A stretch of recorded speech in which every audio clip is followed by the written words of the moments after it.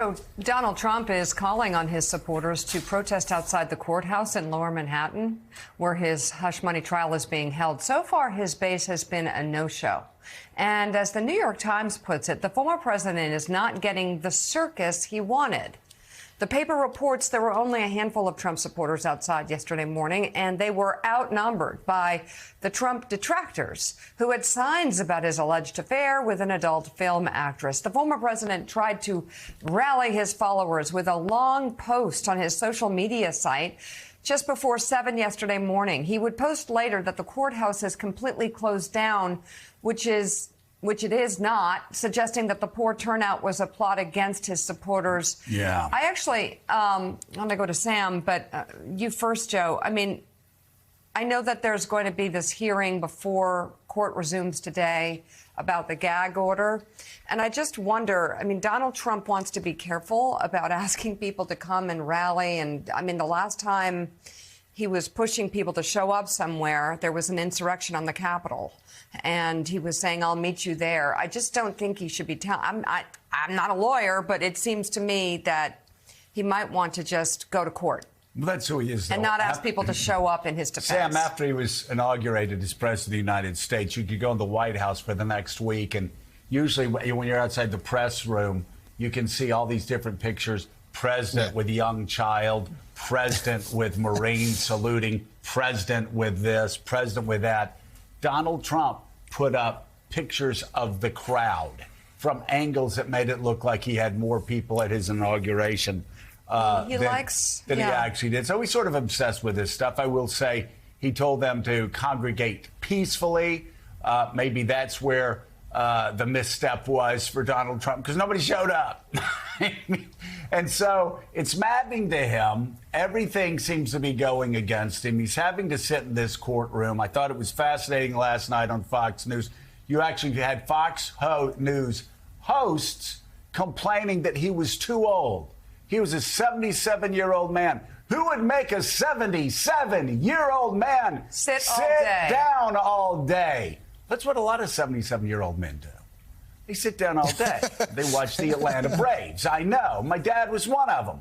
But a lot of people sit down all day. But he's just going crazy.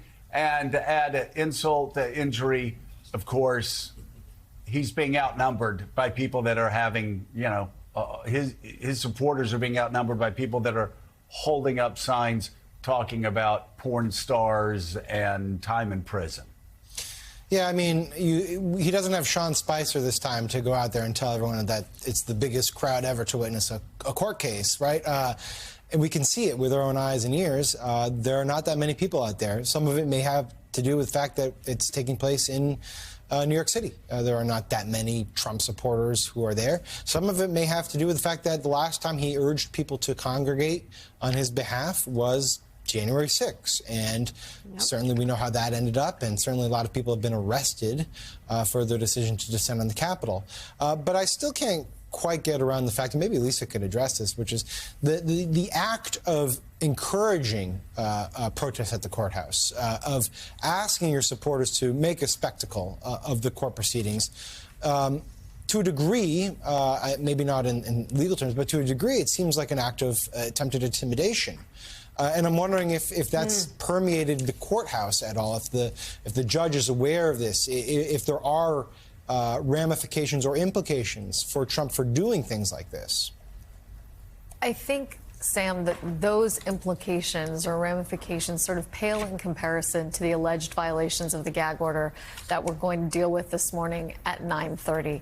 The DA has brought to the judge's attention at least 10 different instances that they say are Trump's statements that violate this gag order. Many of them are the same statement with respect to Michael Cohen, but there's also a statement with respect to the jurors themselves. And in particular, a quotation from a Fox News host about Democratic activists trying to infiltrate this jury to throw it against Donald Trump. That's quite an accusation, putting aside the existence of the gag order, but given the wording of the gag order, even worse. And one thing I want to bring to your and our viewers' attention is that in asking for this hearing, they have asked for $1,000 per violation, and they've asked the judge to award what is just and proper in addition. That matters because under the criminal contempt statute in New York, you only have two options. You can either fine someone $1,000 per violation, or you can put them in jail for up to 30 days. And so in asking the judge to take additional measures to the extent he finds them just and proper, that's the DA very subtly saying to him, and if you think this guy deserves a slammer, now's the time. It's in your court.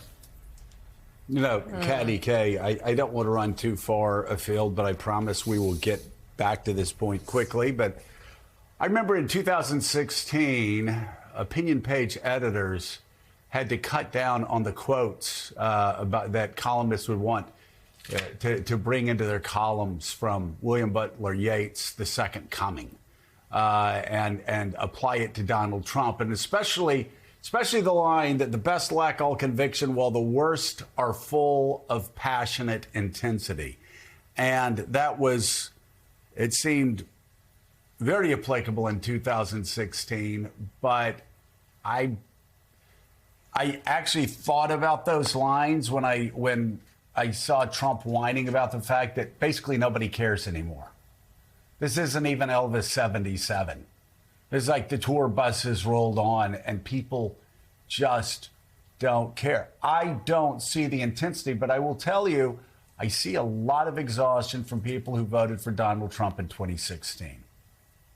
Yeah, look, you see that reflected on the streets of Manhattan. You see it reflected in all of the polls that show us that there's a phenomenal lack of interest in this election writ large. The NBC polls seem to show that the least interest in 20 years. I don't think this is going to be another situation where Donald Trump drives out massive turnout like he did in 2016, like he did against him in 2018, like he did in 2020. I mean, that's been the argument of the Trump campaign all along, is whether you love him or you hate him, Trump drives people to the polls and manages to find new voters to come to the polls, which is how he squeaked out his win in 2016.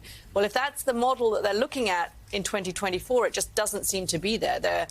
We look with our eyes, we hear it from our friends, we talk to people who say they're exhausted. I don't know anyone that isn't already exhausted, and we still have another 6 months to go of this election, and we still have another however many 6 weeks or so of this court hearing to report on. But Chuck, let me ask a question to you about the prosecution's strategy as you saw it laid out yesterday. And there does seem to be this focus on election interference, or the election interference is behind this, and yet that's not actually what Trump is charged with in this case, unlike in Georgia or January the 6th, or the documents. It's not. Those cases are election related. Is that a risky strategy for the prosecution to try and throw that in there? Will it complicate things for the jurors? I think, Katty, it helps explain things if done properly. Right, you're absolutely right that Mr. Trump isn't charged with election interference. He's charged with the falsification of records. But there's a context to this. There's a story to this, and it's a logical one, and it's a linear one, and the government is trying to tell it chronologically. The reason that you end up with falsified records is because there was a plot, a conspiracy, a scheme to try and suppress what Stormy Daniels and perhaps Karen McDougal and others had to say about their liaisons with Mr. Trump. And that set off a chain of events, including payments to Michael Cohen disguised as retainers, when in fact he was really just a pass-through to get money to these women to keep them quiet. And so in the context of a trial, and I think context matters, you want to tell a jury why it happened. You don't have to prove motive, but if you can prove motive, it makes it a much more powerful case. Look, to your question about whether or not this is risky, trials are always risky. The government has a huge burden. They have to prove their case by proof beyond a reasonable doubt to a unanimous jury. So there's always some risk.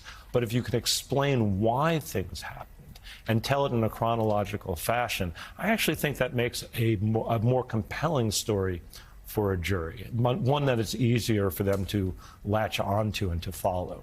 Hey everyone, MSNBC has a new and improved app. You'll get real-time alerts and analysis, live blogs, in-depth essays, video highlights, and the best 2024 election coverage. Download the new MSNBC app. Here's how to do it. You tap on the App Store on your phone. You hit search on the bottom right corner. You type in MSNBC. You click on the MSNBC app. You click on Get or the cloud icon and enjoy it.